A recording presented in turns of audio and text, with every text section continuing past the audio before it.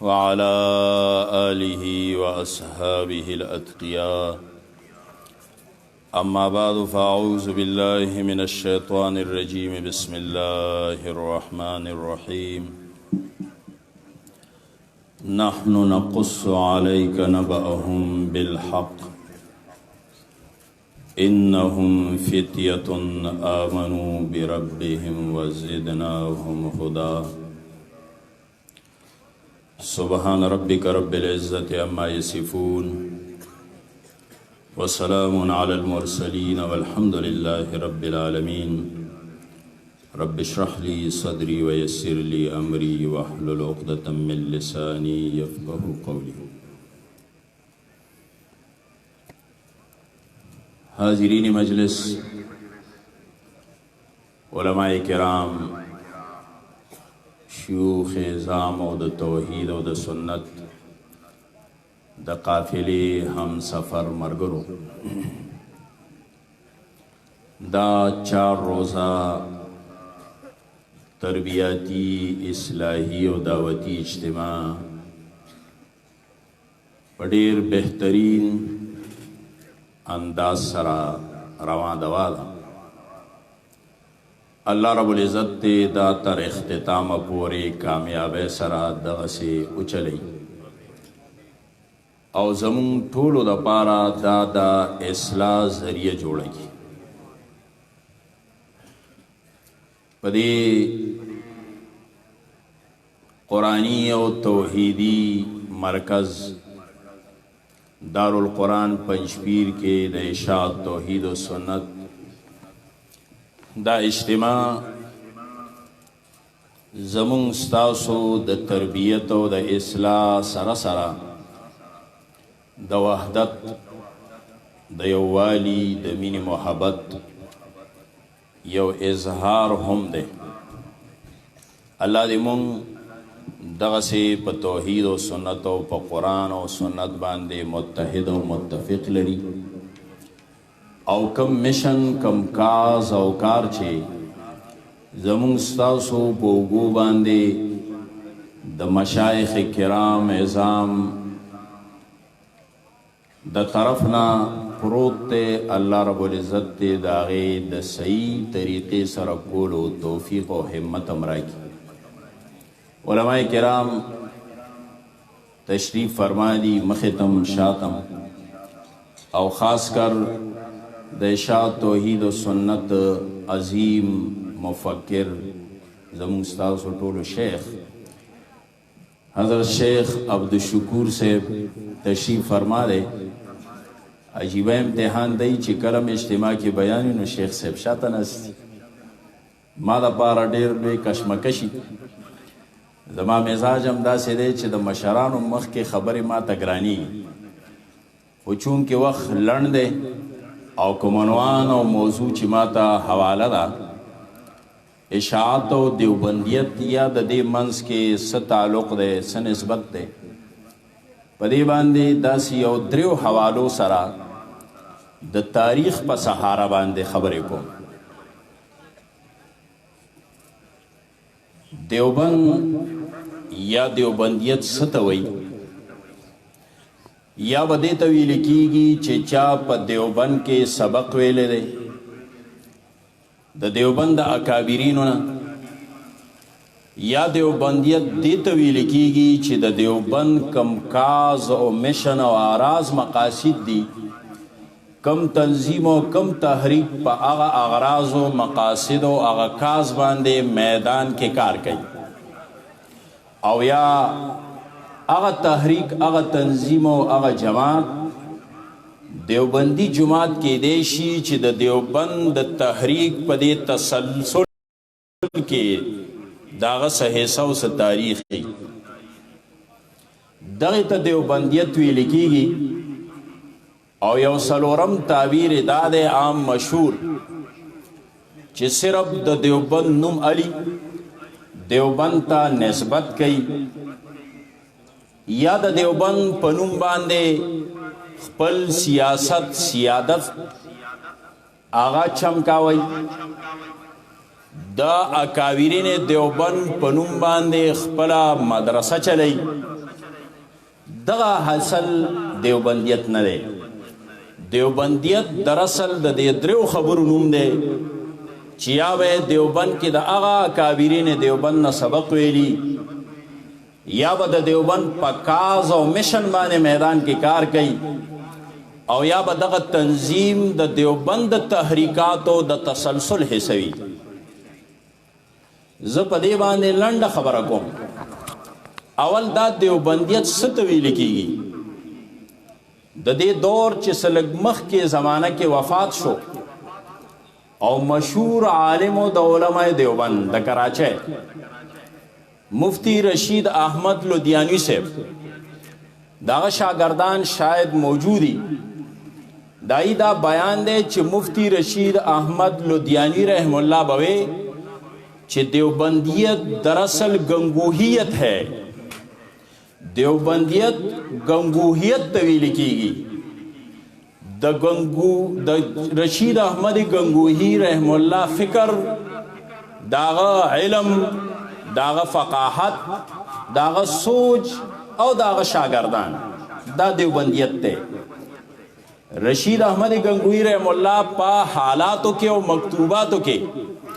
اخپل شیخ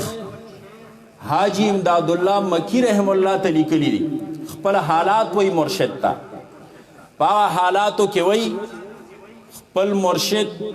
حاجی امداد اللہ مکی رحم اللہ تا چې دا اللہ رب العزت پا ما دیر احسان دے و اللہ را باندے یو درے غٹ نعمتو نکڑی. اول دا چې طاعات را تا آسان شوی دی، د معصیتونو نه ځان بچکول را تا آسان دی. دا غټه خبره ده چې اصلاح وشي بس دا کمال ته ورسي. دویمه خبره دا ده چې زه خپل زم یا مدح اورم دا را ته برابر دي. نه زم زما چې څوک بیان کی په ما اثر کوي او نه مدح د وجې نه په ما کې تکبر پیدا کیږي. دا اصلاح ده. خپل شیخ ته حالات وایي. درېمه خبره هغه کوي چې د الله ډیر شکر گزارم. دریم نعمت دا دی چې مال ډیر قابل شاگردان راکړي، او یقینا داوا داسې عظیم شاگردان ورکړه چې هغه صرف عالمان نه بلکې هغه یو فرد په خپل ذات کې پورا انجمن او تحریک ہو. ویل کېږي خاندان یو شخصیت ته ملو شوی و او شاگردان دو شخصیتونو ته ملو. خاندان د شاه ولی الله محدث دیلوی او شاگردانو کې یو امام ابو حنیفه رحم الله او دویم رشید احمد گنگوہی رحم اللہ دے. یو طرف تا مولانا اشرف علی تانوی رحم اللہ دے شاگرد دے. بل طرف تا شیخ الہند محمود حسن دیوبندی رحم اللہ. بل طرف تا مولانا الیاس رحم اللہ. بل طرف تا دا اشاعت توحید و سنت بانی مبانی رئیس المفسرین مولانا حسین علی انواری رحم اللہ. آپ دے شاگردانو فخر کئی، دا اللہ نعمت گنی. او بیا د دې مولانا حسینی رحم الله بارک کی زمون ستاسو پیر او مرشد او د اشاعت توحید و سنت سربراہ سید عنایت الله شاہ بخاری رحم الله چې زمون هم سب مرشد او پیرو هغه شاہ صاحب ملفوظات چاپ شوي داسې وړه رساله ده، پای کې هغه خپل واقع وی شاہ صاحب چې د مجلس احرار اجلاس دیوبند کې زاغا اجلاس لتلم التا خبر شم چې مولانا الیاس رحم الله بیمار دی. نو د دیوبند بیا نظام التلاړم دا غزه تلاړم. مولانا منظور نعمانی صاحب داغه خدمت کې مصروف ہو. مولانا الیاس رحم الله چې مولانا منظور نعمانی خبر ورک چې شاہ صاحب راغله دی را پاسې دې نشو د دوو کسانو په اډانه را پاسې. ما ورته حضرت مرا پاسا وای نه ته ډېر لرې نه راغلی څنګه به نه را پاسې. اوږده واقعه هغه ذکر کړې ده خو لنډه خبرې له راځم. خبرې اترې وشوې ما ته مولانا الیاس رحم الله وی چې زه بیمارم کله ماله الله صحت راکړه زه به میاوالی ته ستاسو د حضرت ملاقات لازم زما ډیر شوق کیږي زغه سره ملاقات وکم او هغه ما ته ګران دی زما وسره مینه د زکا چې مولانا الیاس زما شیخ رشید احمد گنگوهی ته ډیر ګران او دغه وسره مینه گنگوهیت دراصل دیوبندیت ته او گنگوهیت الحمدلله اشاعت توحید و سنت ته د مولانا حسین علی رحم الله په ذریعہ ملو اشاعت توحید و سنت اصل دیوبندی تحریک دی دویمه خبره دا ده چې دیوبندی جماعت او تحریک به هغه چې ما د هغه دیوبند اکابرینو نه ویلي مولانا حسینی رحم الله د رشید احمد گنگوهی خصوصی شاگردانو کې دی د گنگوهیت ترجمان دی مولانا حسینی رحم الله دویم زمون شیخ القرآن مولانا محمد طاهر رحم الله چې د چا د وجې نه نن دا باغ او دا چمن لګېدلی دی هغه د دیوبند فاضلو د شیخ العرب والعجم مولانا حسین احمد مدنی د حدیثو شاگرد دی زما مشایخ خود دیوبند کې د دیوبند اکابرینو نه قرآن حدیث ویلی دی او بیا د دیوبند د اعزاز پټکې زما مشایخو ته په سر اخیستی شوی دی 7 ساله دیوبند کانفرنس کې چې د پاکستان نمائندگانو ته د دیوبند اعزازي پټکې والی کېده زما د جماعت 2 مشایخو ته پټکې والی شوی یو شیخ القرآن مولانا غلام الله خان رحم الله او دویم د دې زمانه لوی محدث عصر شیخ الحدیث قاضی شمس الدین رحم الله د دیوبند پټکی الحمدلله زمون د جماعت د اکابرین او د بانیانو په سر باندې پراته دي دویمه خبره کوم هغه دا چې دیوبندیت دې ته ویل کېږي چې د دیوبندیت په کاز او کار باندې او مشن باندې رواني د بانی دارالعلوم دیوبند قاسم نانوتی رحم الله نوسه محتمم دارالعلوم دیوبند مولانا قاری محمد طیب صاحب په خپل تحریراتو کې یو ځای کې لیکي چې د دیوبند د بنیاد مقصد څه دی دیوبند د څه مقاصدو دپاره جوړ کړی شوی او د دیوبند عناصر څه دي هغه عناصر 4 قاری طیب صاحب بیان کړي یو مقصد د دیوبند او د دیوبندیت توحید او سنت ته دا قاری صاحب لیکلی دویم مقصد الدعوت والجهاد دعوت او جهاد دا د دیوبند مقصد دی دریم د دیوبند مقصد التزام دا مذاهب و ارباو خصوصا د مذهب حنفی او سلورم صحیح او درست و صفات تصوف و سلوک 2 نمبر نا دا سلور مقاصد قاری طیب سے لیکلی دا د دیوبندیت عناصر دیو دا د دیوبندیت آراز مقاصد دی سر فرس اولنے مقصد توحید و سنت الحمدللہ د جماعت شاہ توحید و سنت په نصیب باندې رسیدلې سره د دې نورو الحمدللہ دعوت و جهاد هم په دې جماعت کې شته دنیا اولید و ګوري اسه دعوا نه ده په دې جماعت کې د مذاهب اربعو خصوصا د مذهب حنفی پیروکاری او دفاع الحمدللہ په خه طریقه دا جماعت وکړو کوي او صحیح تصوف ته زما د مشایخونه خلک زده کی د مولانا حسین علی نه د شیخ القرآن نه او زما د موجوده مشایخونه دي زده کی اشاعت توحید و سنت اصل د دیوبند تحریک او تنظیم دی چې د دیوبند په کاز او د دیوبند په مقاصد باندې روان اخیری درېمه خبره زما د جماعت د دیوبندی تحریکاتو سره یو تاریخی تسلسل را روان دی اشاعت توحید و سنت حادثاتی تنظیم نه دی چې د حادثه په بنیاد باندې وجود تراغلی دی تنظیمونه تحریکونه کله کله د حادثه په وجه باندې وجود تراشي او څه وخت پوری او بیا داغه هر څه په هوا کې تحلیل شي او ختم شي اشاعت توحید و سنت دا د دیوبندی او د بر صغیر د تحریکاتو د تاریخ د تسلسل یو مضبوطه کړی ده او دا زه اکثر وایم ملګرو ته چې دی زده کې په دې ځان پوه کې خپل څنګه چې د قرآن او حدیث سند مونږ ته یاد دی نو دارنګ د خپل تحریک سند هم یاد دی زمونږ دا تحریک د توحید و سنت او د اشاعت توحید و سنت په بر صغیر کې یو درې تحریکات دي چې دا دریو تحریکاتو تسلسل اشاعت توحید و سنت لنډ دا وایم تاریخ کتابونه دې نه ډک دي قتل بیا غواړي یو تحریک د مجدد الفسانی رحم الله احیاء اسلام چې د اکبر دین الهی او دین اکبری مقابله کې راوته و دویم تحریک د شاه ولی الله محدث دلوی تحریک رجوع الی القرآن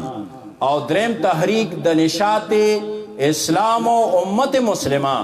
د شیخ الهند محمود حسن دیوبندی رحم الله د دې احیاء اسلام او د مجدد د تحریک متعلق اول حسن ندوی رحم الله په خپل کتاب تاریخ دعوت و عزیمت کې کم جلد چې په مجدد لیکلی دی پای کې آخري صفحاتو کې دا خبره کوي چې دی وخت کې د مجددی سلسله امین او وارث مولانا حسین علی او دغه متعلقین او منتسبین دا مولانا ابوالحسن ندوی لیکلی هغه پنځپیری نه دی شاعتی نه دی هغه عام دیوبند دی دارنګ د شاه ولی الله تحریک رجوع الی القرآن سند نه علاوه په دې میدان کې وګوره دنیا کې وګوره بر صغیر کې وګوره ټول دنیا کې وګوره نن د شاه ولی الله د رجوع الی القرآن تحریک عملا چا شروع کړی دی صرف اشاعت توحید و سنت او دریم نشاط ثانیه غلب دینو چې کوم شیخ الهند شروع کړی دی هغه د شیخ الهند با اعتماد شاگرد چې دونه لوی اعتماد چې کله د ټولو نه غټ دراز خبرې دي کمې اهمې خبرې دي او اهم کارونه دي هغه امام انقلاب مولانا عبیدالله سیندی ته حواله کوي کابل ته لیږه ګڼ شاګردانو کې صرف سیندی راغوستی دی کابل تزا سیندی سے وہی ما تدا پتہ نہ وجہ سے ملے گی خدا استاد حکم ہو صرف یو جوڑ جامع میں اغسطی دی او لوری یو وادشے او دویمہ پیغلوا اغی یو رشتہ دار تا پریخوا ورطا ہے چکل بالغ شی نو بیا دا دی دا نکا انتظام ہوگا 22 سال سیندی بیا دا خطہ ندلی دلی 22 سال بعد واپس راغلے دے او پا دو دار الحدیث کې چې شیخ الهند به بخاری پڑھاو کړه او د دار الحدیث نبوت خپل دفتر ته سیندی ته وی مولی عبید الله را شبیا کې نه بخاری کولاو کا ځکه استاد استعداد مطابق ال ته بخاری نه د ویل شي